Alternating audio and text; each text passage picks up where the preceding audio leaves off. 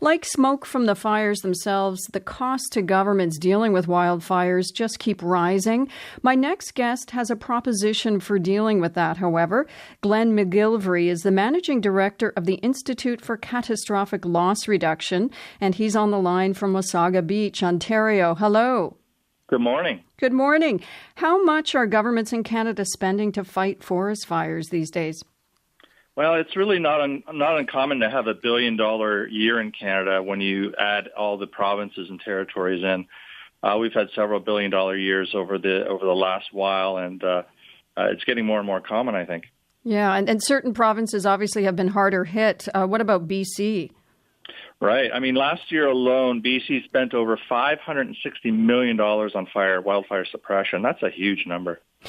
Now, I was just speaking with Jim Rook from the small community and the idea of perhaps having to raise tax, or he's waiting for government help. But like, what level of government is responsible for paying for fighting forest fires? Well, for the most part, it's the provinces. The British North America Act gives the provinces responsibility for certain things like natural resources and things of that nature. So it's largely the provinces. In the case of national parks, it would be the federal government. But fire encroaches in the municipalities and local areas as well. So local governments often have other first responders in there too. So it's all levels of government, but mostly the provinces and to some extent the federal government. So what should these governments be doing to address the rising costs? Well, I think we really have to think of things a little bit more innovatively. We can't keep doing the same old. And in Canada, the same old basically is that taxpayers pick up the bill for fire suppression, which is understandable. We've been doing that for decades. But there's a way in which that we can pass these expenses, or at least part of them, off to the private insurance or reinsurance sector. And the state of Oregon has been doing it for 40 years. Yeah, tell me about that. What are they doing? So for 4 decades now, Oregon has been buying a special reinsurance cover off of Lloyd's of London. And this cover basically will put a ceiling on Oregon's wildfire fighting expenses. So Oregon picks up the first $50 million of their fire suppression costs. And then if those costs go over $50 million, Lloyd's of London will pay the next $25 million. And that seems to hold very well for Oregon. They're very happy with that agreement. And I guess that gives them a predictability of what their budget is going to be. I mean, how often, though, do the costs of a forest fire go above $75 million?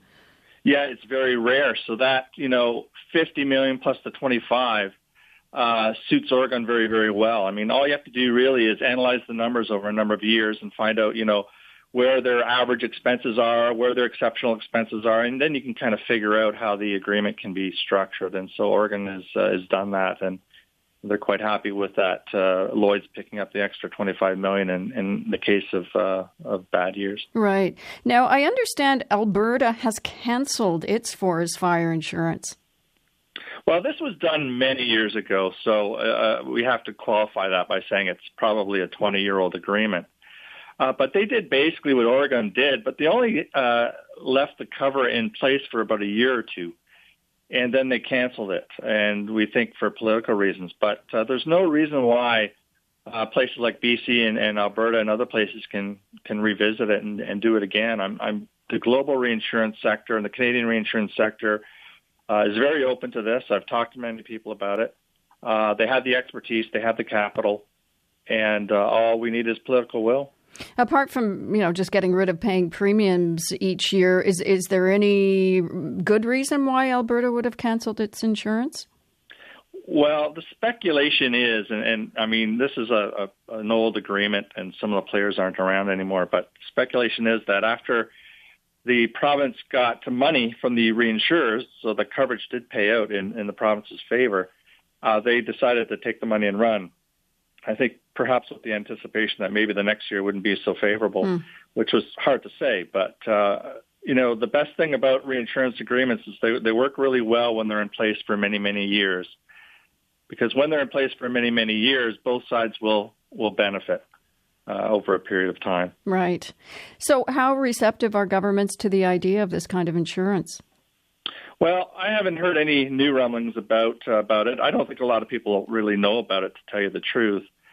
But some provinces in the country are looking at various ways, not just on the wildfire side, but various ways to kind of pass these newfound expenses onto the backs of reinsurers. And I think this will hopefully come up, and hopefully today's discussion will get some people thinking about revisiting this whole question.